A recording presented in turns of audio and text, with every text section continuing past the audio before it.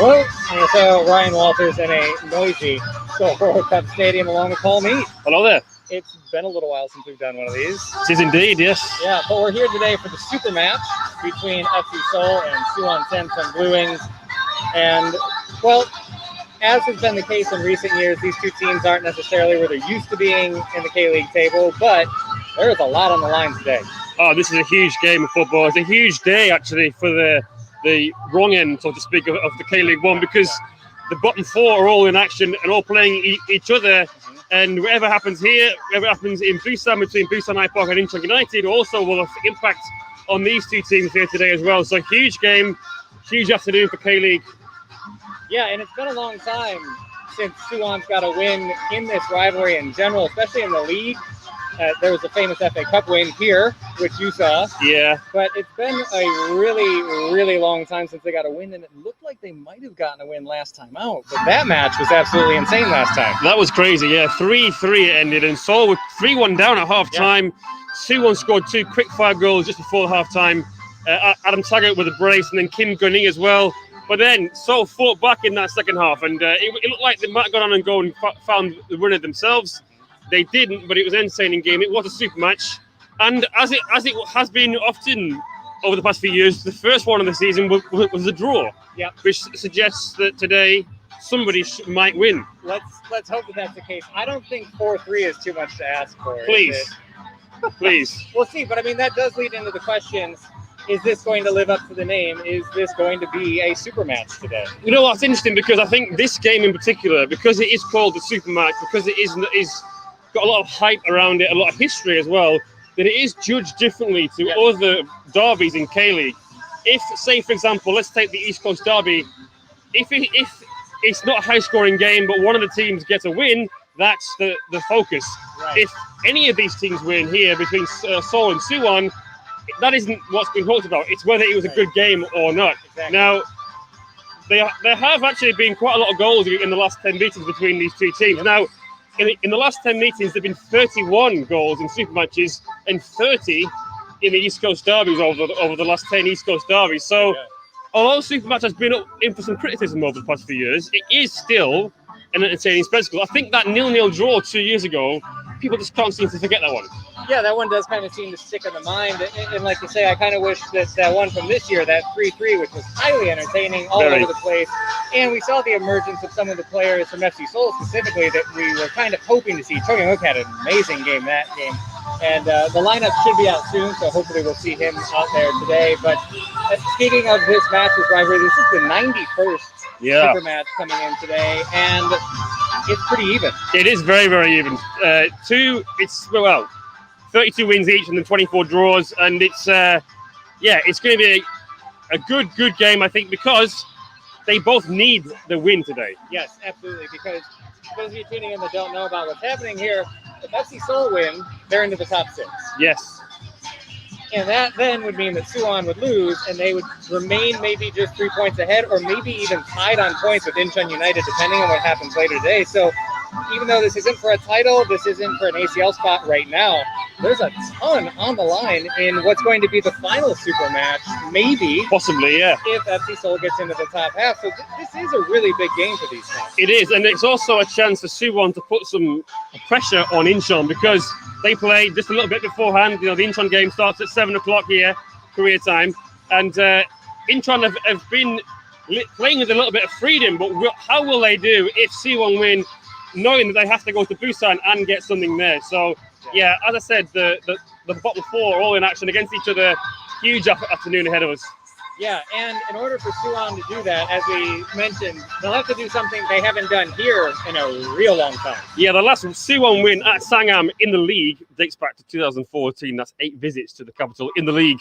Yeah. So it's a long time ago. Obviously, they did lift the FA Cup here, but they actually lost the game. They won the first leg in Suwon. So in the league, still, it's a long time since they won here. Yeah, 17 matches, I believe it is. Overall, home and away, 17 matches. So it's, I always think that the same thing every time a super match comes around. Surely this is Suwon's time. This is going to be it. But now they desperately need this win. Last season, it was a bit different because they were a little bit further up the table, not too far further up the table, but further nonetheless, and they had the FA Cup to look forward to. This year, they are very much in a relegation fight. Yeah, they were not in that situation last year. Neither was FC Seoul, which was different 2 years ago. Yeah. So again, some of the luster does seem to have come out of this because it's still a massive rivalry with a lot going on. Sure. And today, again, the lineups are about to be out very soon. We could see a very key player in there for FC Seoul. Let's hope so, yeah. He's obviously, Ki Sung-young has had 2 substitute appearances so far. He did well, looked very tidy. He showed us what he can do. Not that we need to be showed that because you already know that, but a reminder of just how good of a player that he is. I think after making those 2 cameo appearances, he might feel as though he's ready to start. He might not last the full game, but I think Seoul might need him to start. Yeah, I think if he goes 60 minutes today, Yeah. that's fine. I think that's about where his match fitness is, but I would like to see what FC Seoul looks like with him out there from the start.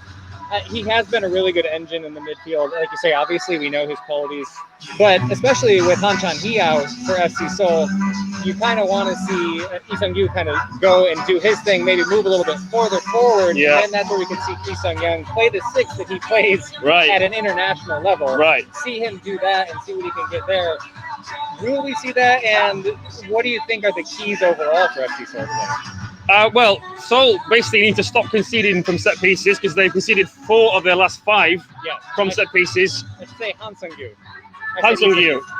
But yeah, Han Sung-yu, for him though, he's been a key player for Seoul over the past few weeks, Tremendous. especially. But overall in K-League, he's 6th for key passes made and 5th for passes to the final third. That is, of course, since Kim Ho-young was appointed the caretaker manager. And Seoul actually, since they have had him in charge, they've had the 2nd best defense in the league. Which their goal difference is still ridiculous. Yeah. But that shows how far they've come under a new manager to change things that drastically defensively because they were woeful. They were really, really poor, yeah. That'll be key to watch how Seoul can defend, but also how they attack because they've had the highest number of shots from inside the box in the division. That's over the course of the season. Whereas on the other hand, Suwon Bluewings have had the 2nd highest number of shots from outside the box. So it kind of shows just how the 2 sides try and play. Yeah. Seoul trying to work it into the box. Suwon shoot on sight of goal. Will that be the case under the new manager though? Park Won-ha, obviously this is his first game in charge. Maybe he'll want to keep things really tight. You don't want to lose your first game in charge. No. And that might not really be enough though for Suwon. A draw at this stage of the season isn't really good enough. No, definitely not, because like you say, Incheon could go and get a win later today. So with that in mind, we're about to get some smooth jazz in the background as well. This is nice, isn't it? What is the told you. What do you see as the keys for Suwon today? Well, they need to make the most of those of the amount of ball possession that they have. They are 4th in terms of passes to the final third. Which is surprising given that they are 2nd bottom of the league and they are 3rd for forward passes in general. But they have a problem. If they go behind, they tend to lose. They've only won 1 match in the league this season after falling behind and accumulated just 4 points.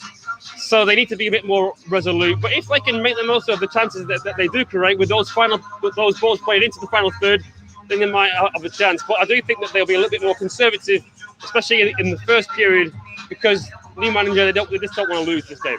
Yeah, so I think if you're FC Seoul, you got to go out and attack this thing first. So hopefully we see Ki Sung-young out there. We do see the team sheets coming down right now, but we'll have those out on social media very soon.